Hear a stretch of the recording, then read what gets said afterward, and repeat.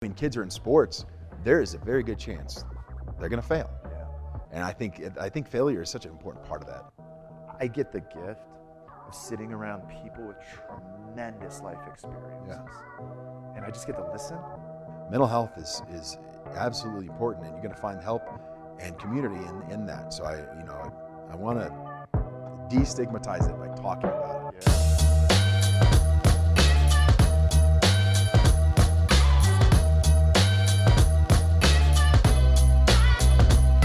Hey everybody, and welcome to another amazing and exciting episode of Finding Peaks. Yours truly, President and Founder, Peaks Recovery Centers, Christopher Michael Burns, joined today by a good friend, colleague, professional, you name it, where we bring on amazing professionals, but even better humans. We have Matt Mills here today. Matt, thanks for joining us today. Thank you. Thanks for having me on. It's a lot of fun. Absolutely, man. Lately I've been I haven't really talked to Kuv about it, but I've been thinking about bringing on a series where we just bring on thoughtful conversations that matter. Yeah. And I've had the opportunity to know you for the last couple of years, and kind of want to start with where we met because it's an exciting topic for me. Yeah, well, for me too. Yeah.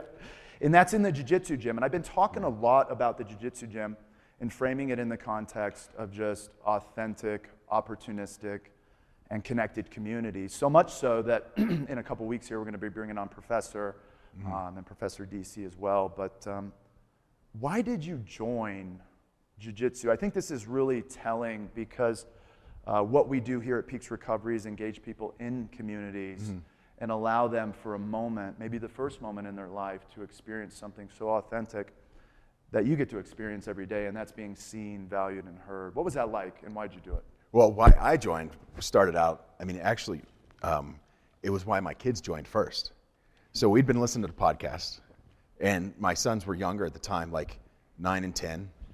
And at that age, they're tiny, compared to they're monsters now, Yeah. So we had been listening to Jocko, and he's like, you got to do Jocko Willink, and he's like, you got to do jiu-jitsu. Everybody's got it, and the boys were like, Dad, let's go do jiu-jitsu. This sounds like fun.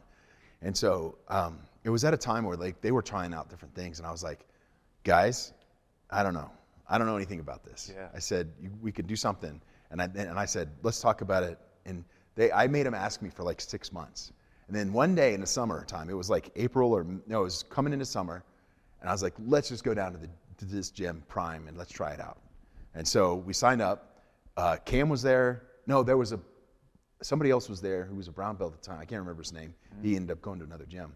But he was there. We signed up the boys. And that was 6 or 7 years ago. And so, No wonder they're so good. Yeah, exactly. And so then we were, for 3 years, we were jiu-jitsu parents. Just watching. Just watching. Okay. We'd go and we'd just watch, and then I'd see all these adults do it, and I'm like, that's nuts. That's awesome. And then eventually my wife and I were like, you know what?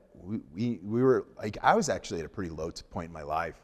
I was struggling because my career, I was trading for a prop firm before that, and my career was like, it was petering out. I was like not having a lot of success, and I was feeling down, and I was like, I couldn't find a home. And so I was like, and I've been going to the gym quite a bit, so I was getting in better shape, and I'd come off a shoulder injury, and then I used that as an excuse of why I didn't start jiu-jitsu when the boys did. Yeah, I get that. But that's really not the reason. Yeah. And then my wife was like, well, I'm doing it. And I was like, great, I've got to do it then. So then she went on Friday night. I went on to Saturday morning. Talon tapped me out like 6 times that first roll. And I was hooked. I was like, it was just incredible. And so and then ever since then, it wasn't even a discussion. We're doing jiu-jitsu. And there was like that first year, I was at 2 days a week, and I was dying. Every time, just like, oh. 2 days a week. Yeah, just get killed. Just getting killed. My joints were killing me. Everything was hurting. Ice. And then I was like, okay, I need to get focused on recovery. I need to get focused on getting in better shape. And then, it was rough. And then, over time, now I'm at like 5-6 days a week of training, and I just love it. And now I'm a blue belt, and it took, that took time, and I'm having fun. Yeah. So it got us there. Like once we started, it wasn't a question. It was like, we're doing this. Yeah. And it wasn't like, I'm going to give it a try. This is who we are now. Now all 4 of us do jiu-jitsu. We all 4 compete, and we fly.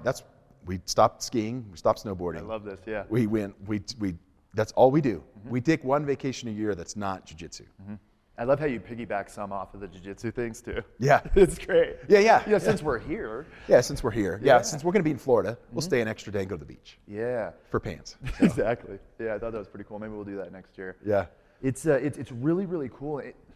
Something that I was thinking of while you were talking, as you were sitting there kind of being jiu-jitsu parents, what was it? You know, some of the things that really get in the way of growth and thriving for young people that we had the opportunity to engage with are really, really tough developmental stages of their life, of which there's not a lot of good child-adult relationships around. I know through putting my kids in jiu-jitsu, but I want to ask you that first 3 years, what was it about Prime? What was it about community? What was it about the people that you really saw an impact through your kids? Because I get to sit with them now, and I can speak to that most certainly in the last couple of years, but what was it that you saw was so beneficial for young people?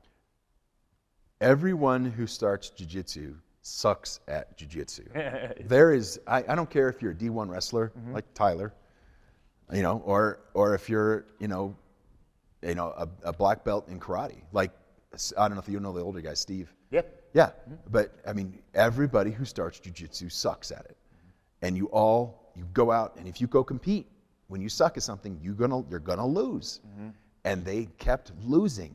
For years, they lost. Jack and Gus, can you imagine them losing now? Not much. And I mean, they lost every single Just getting their match. butts kicked. Just every single time we just go and we like, oh man, I feel so bad. And it was the response to that. It was that, hey, that's jiu-jitsu. Get out there and keep going. Push yourself. That's good. I see it in you. You got it. That was the response from Cam and from Coach Cam and from Professor Marcelo.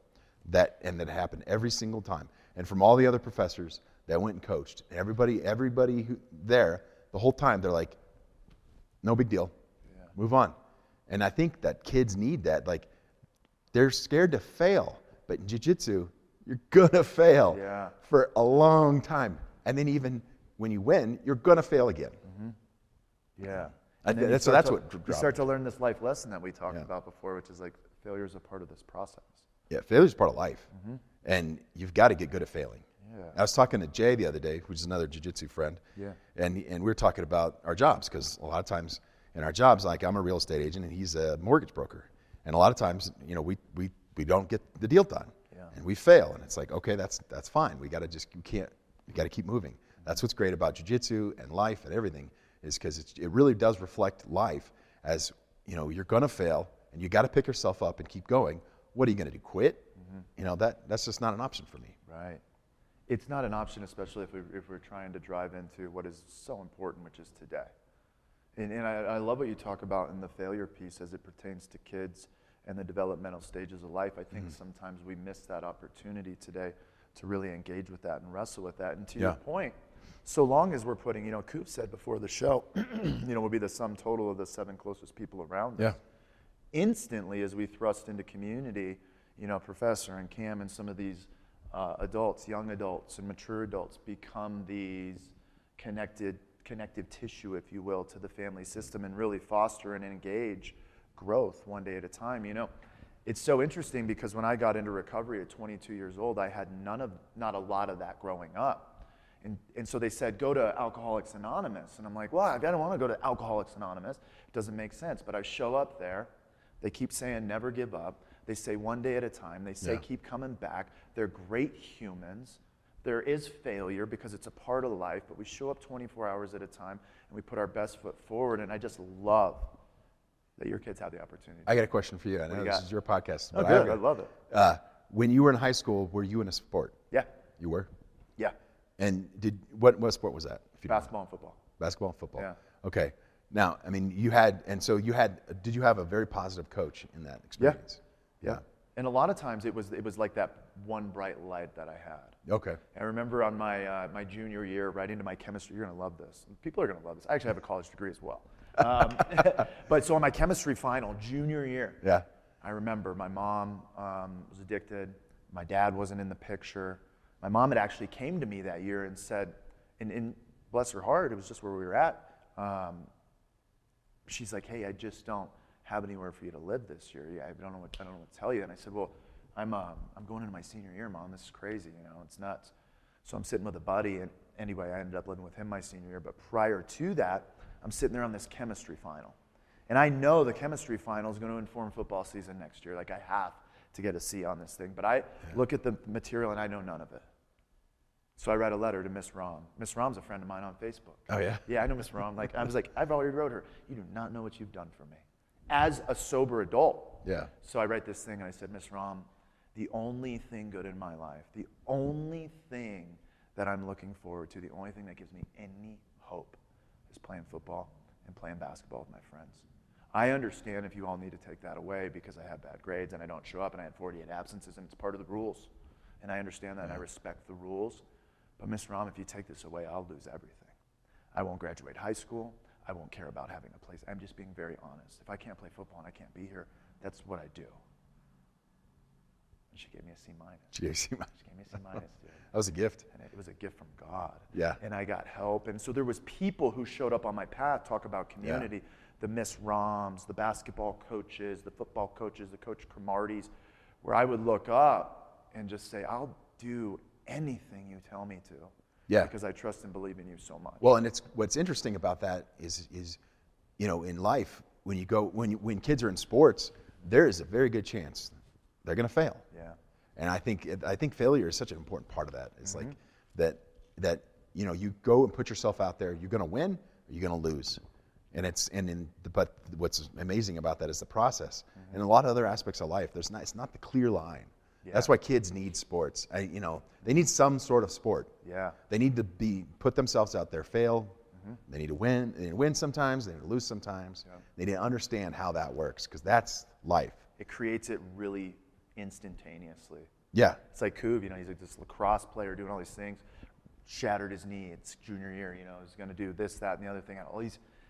So you get really, what happens with sports too is we get really overcoupled with it and engaged with it, and then we get into these identity and purpose issues. But that's life. But then it breaks you away and makes you do something else. Exactly. Because you can't be just one place. Exactly. And that's life. And I think it's important to experience that inflection point. Jiu-jitsu, sports, and those things do it. Yeah. I've been quoted lately of being like, man, I talk my kids out of ball sports all the time.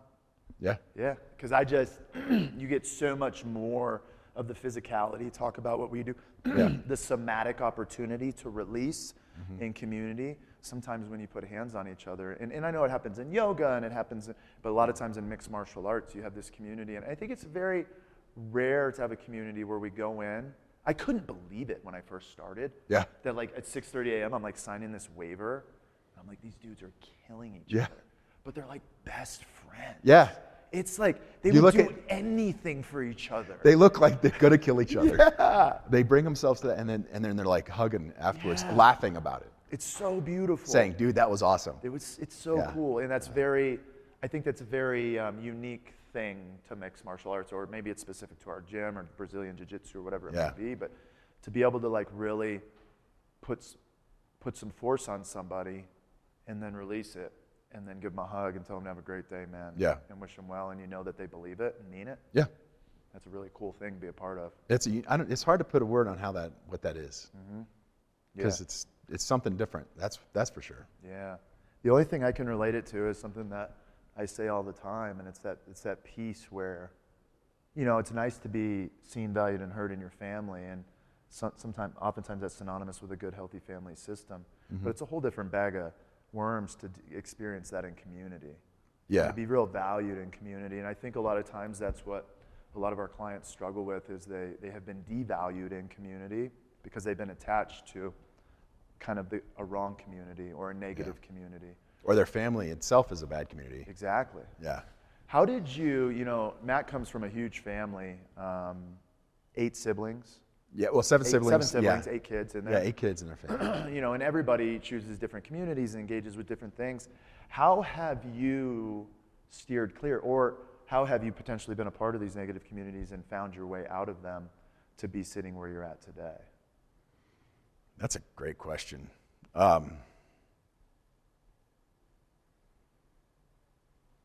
I've always felt like this push away from that negative behavior. And so whether it be, just talking bad about people or doing the wrong things, drinking too much or doing drugs or anything like that. I've always just felt like this is not right. This is dragging me down. I need to be better. And I don't need to be better than other people. I just need to be better for myself. Yeah. And I've always kind of felt like that. And so like after my family community, I joined the Navy and I joined the submarine force. Oh, that's right. Yeah. And I tell you, that could be good and bad community right there. Yeah. I mean, you pull into port, that's a bad community. Yeah. Because you're drinking way too much. Uh-huh. At sea, it could be good, it could be bad, but there's multiple communities on a submarine too. There's forward guys, which are called coners, and there's nukes, which in the engine room we were nukes. Uh-huh. And even within that, there's all these little separate communities, all these separate tribes. And so, I fell prey to that.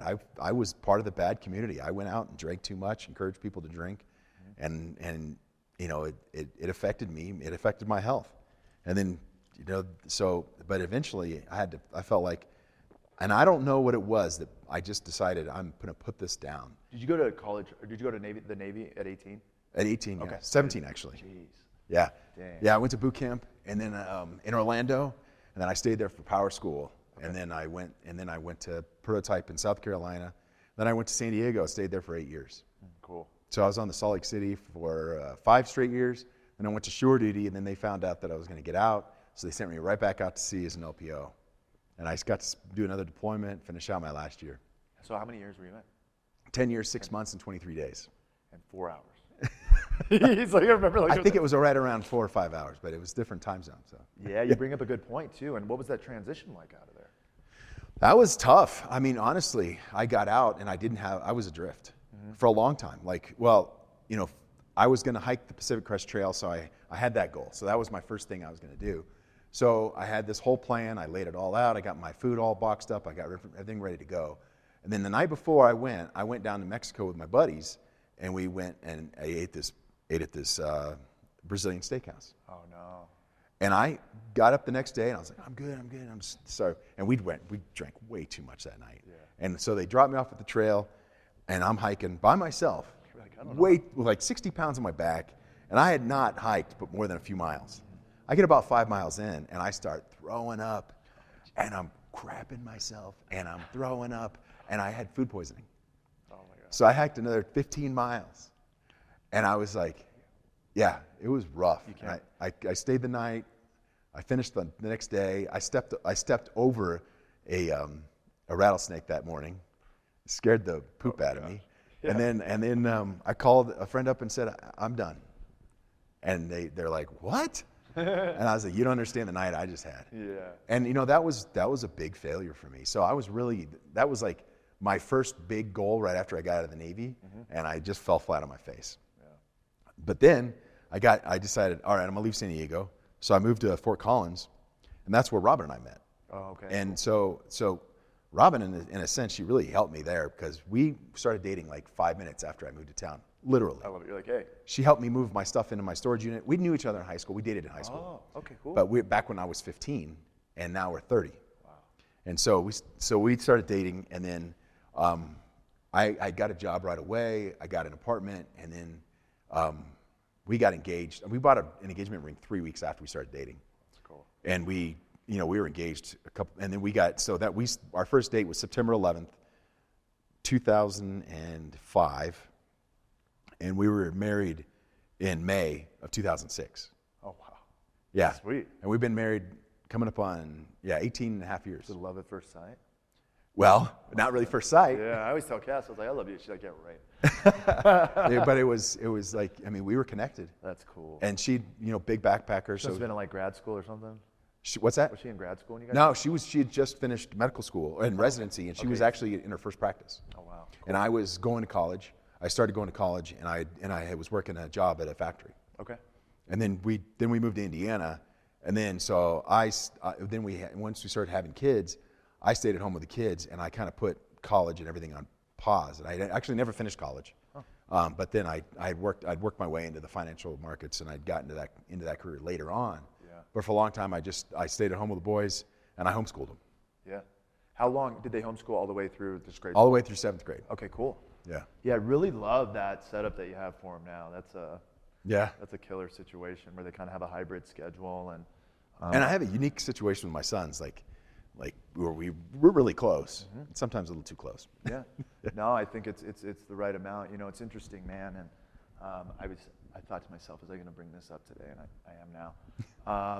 But your son came to me the other day. We train. You know, we train on Tuesdays. They show up at 6 a.m. They get in the plunge. It's cool to be a part of. I love that type of energy. I love that type of discipline. I love that type of integrity where you show up early, you stay late. You just move into the world with some pace. And your son's doing a school project where he's like, hey, my school is having me pick someone I think that's living the American dream.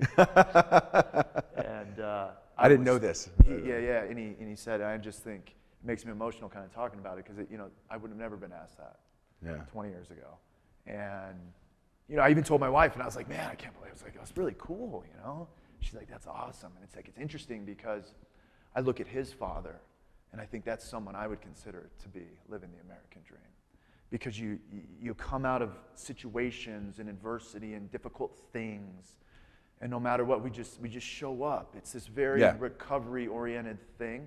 I think for you, it's both and. It has to do with kind of being an older sibling as well, and wanting to show up for people. But you have this authenticity about you as you move through community and culture that I think not only attracts people on the real estate side in a market that's really difficult to navigate right now from a trust perspective and a connectivity perspective, but in life and in family. And I see the way that your boys look up to you, and I hear the way that they talk about you, and that comes from nothing other than being there with them currently. Yeah.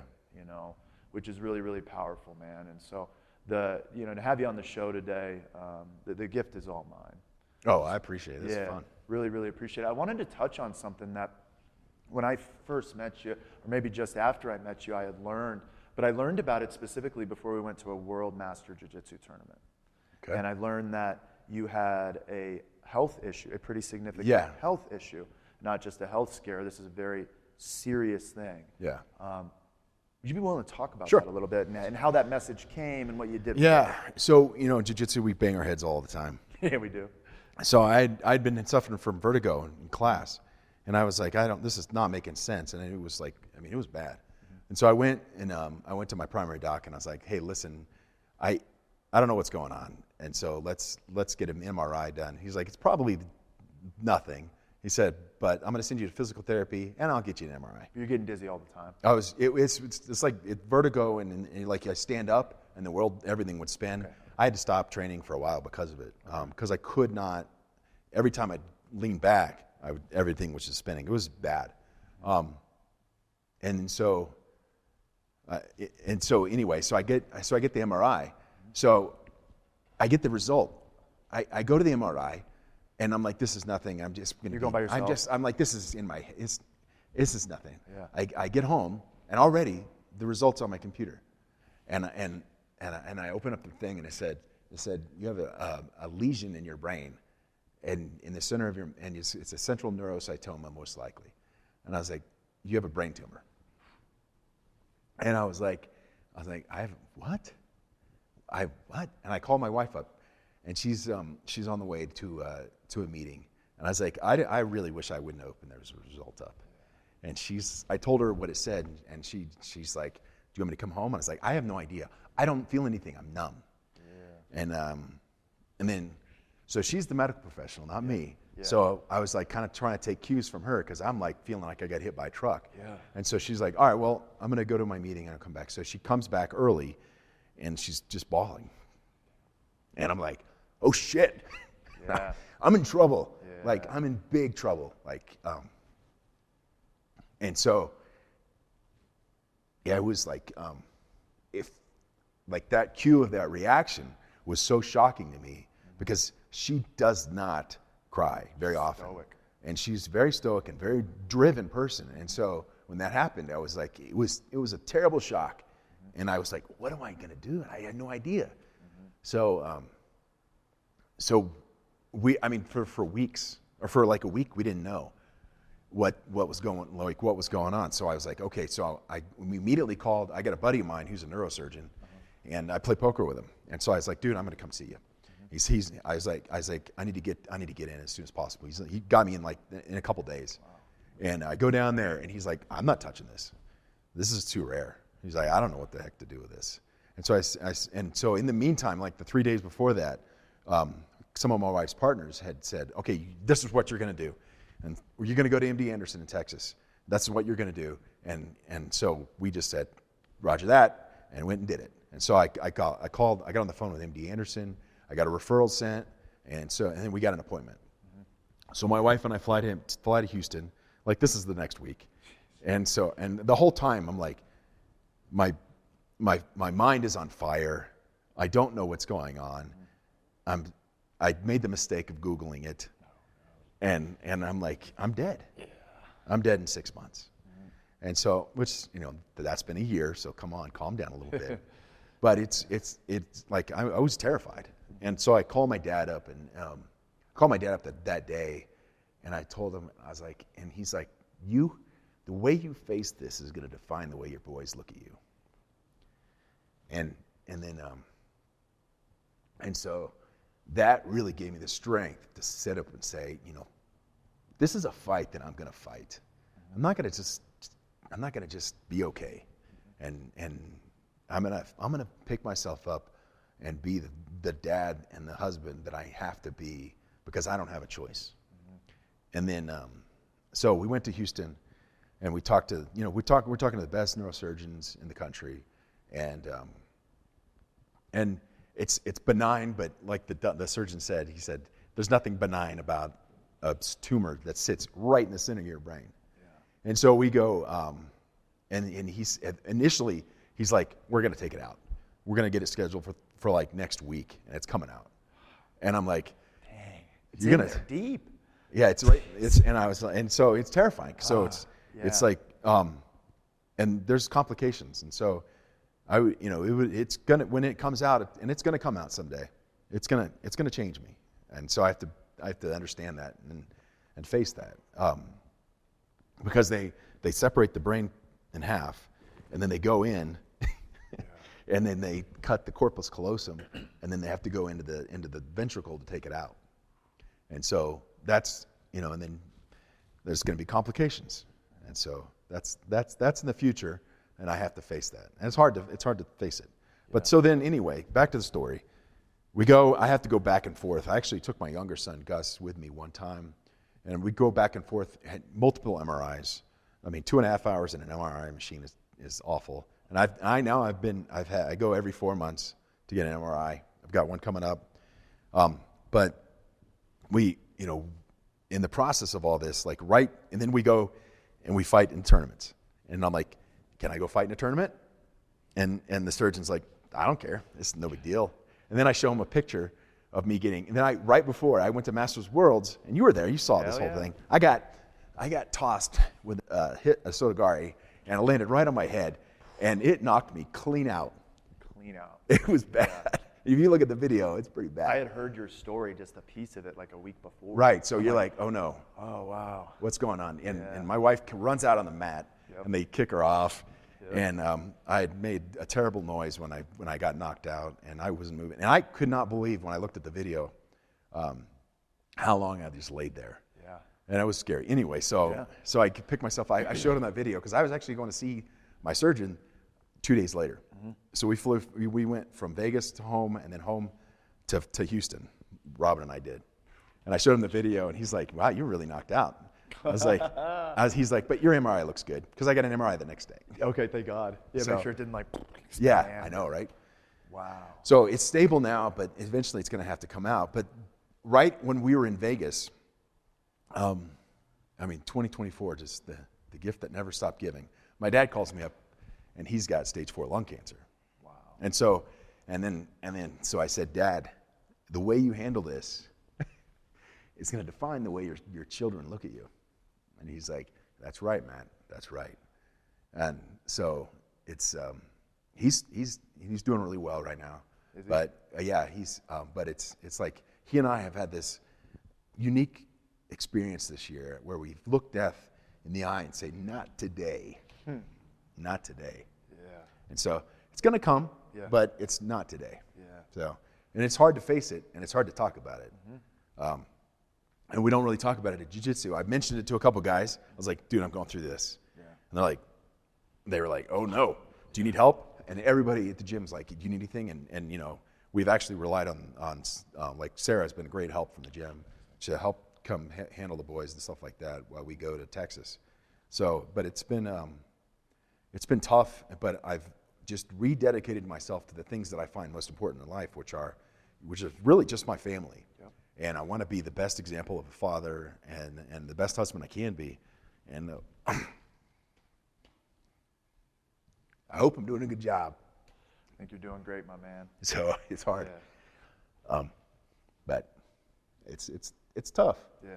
But well, we train hard, and then you know you've seen some of the successes we've had. Lately, you guys are. I mean, the whole family's killing it. Yeah, so man. like It's so cool. I went to Austin and I just kicked it, and so that was a lot of fun. I got gold medal there, and I've got Pans this weekend, which I'm surprised you're not going to. The only reason I'm not going is I booked a trip to Kauai Oh, a year that's and a right. half ago.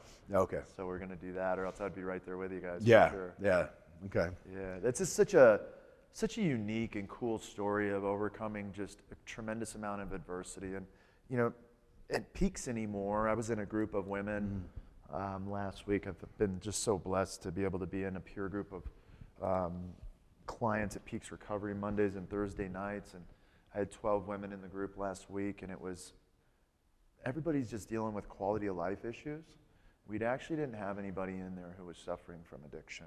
Yeah. It was the first time I'd been in a milieu of 12 people where everybody's just struggling with their mental health, quality of life issues, and in general, suffering. Yeah. And what do we do with Just hurting. suffering, and how do we move through it?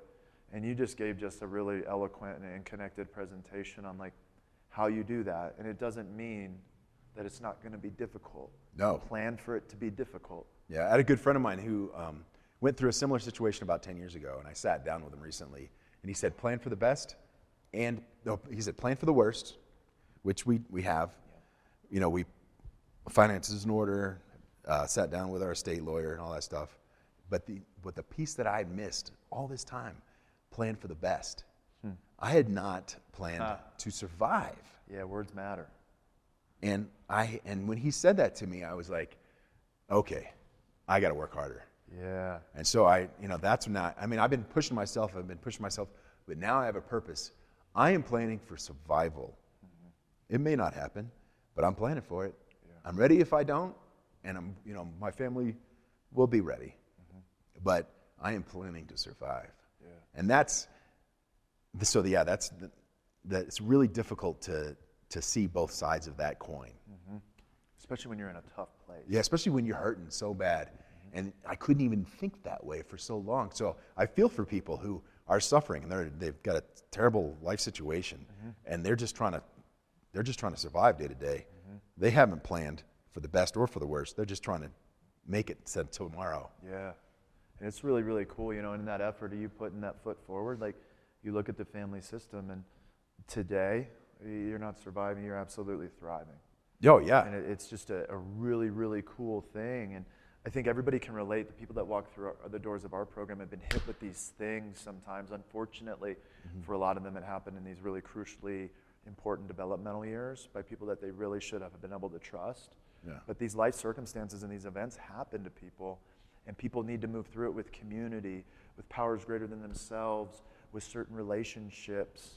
And when we don't have those things, we feel, like we talked about before the show, isolated, disconnected, and all alone. Yeah. And that makes it not worth living. It really does, and it makes it so you just give up. Yep. Like I have my family, which is my first and primary best community. Yep. And then I have my Bible study group, which is a bunch of old guys, and some younger guys in there, but a bunch of old guys. Yeah. And you can't go in that group and say something off. They keep you sharp. I love that. And they really, and we meet every Wednesday morning at 6:30, and every morning they're there, and they went through this with me. And so that's cool. It's been amazing. And I have my jiu-jitsu. So I have that physical community, I have that family community, and I have that spiritual community, which I find to be such an important aspect of my life. Yeah. Especially facing something like this. Yeah. It really is. It's so interesting you say that. I'm thinking of a couple things, mm-hmm. Two things.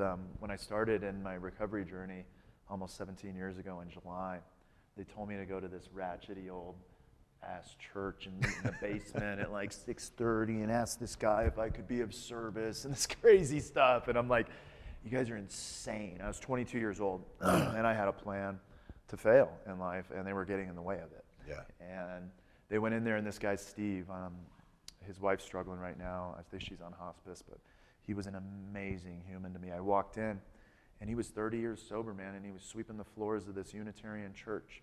And I had a coffee position. Well, I got there at 4 a.m. because the meeting started at 6. I got there at 4 a.m. because there was 150 people in the home group, and that's what you had to do to make 17 pots of coffee. So I would get there, and they gave me a key to the church, and I'm like, oh, man, aren't I worthy? And I really mean that, because people hadn't given me a key to anything in a long time. A 22-year-old. For good reason, yeah. So I go into this church, and this guy's sweeping the floor. Well, it's kind of like my day. So by the third time I'm in there, I'm like, dude, what are you doing here? And he's like, I'm so grateful you asked me that. He says, my name's Steve. I'm grateful, recovering alcoholic, 30 years. He's like, I have a family, I have grandkids, I have resources and all of these things, but I got here 30 years ago and I had none of it. And all they asked me to do was to show up on Wednesdays and sweep the floor in here. And so I figured I'd just keep showing up on Wednesdays and sweeping the floor. I'm like, boom, my head exploded. And then he invited me. It was him, his buddy, and the other guy, and they all had 30 years. He said, I don't know why I believe this, young man. I don't know why I'm saying this, young man, but I believe in you.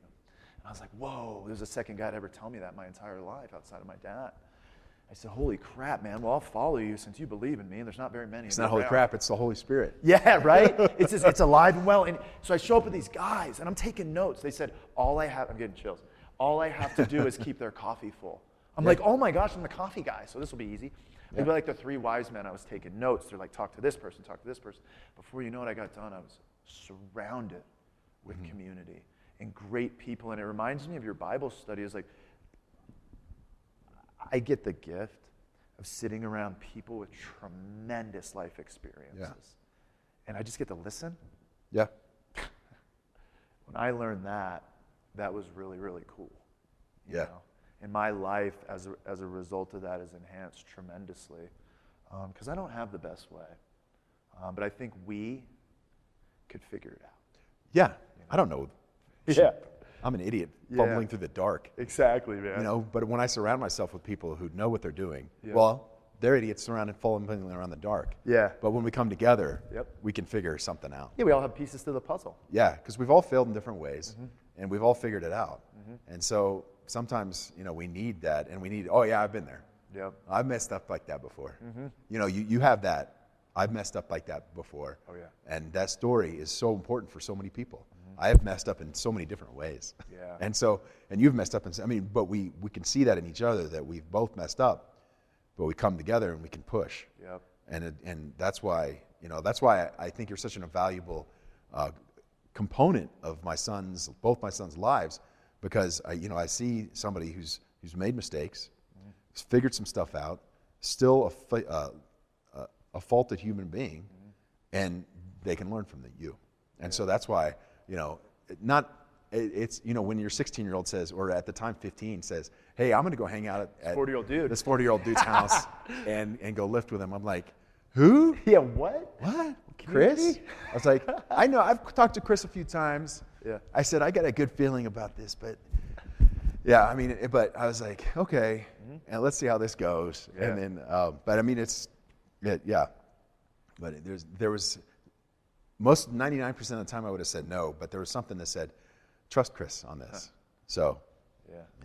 I appreciate that, man. It's been cool to be a part of your community, personally, professionally. When I got the nod from Robin, I was like, boom, because she's one of the most committed.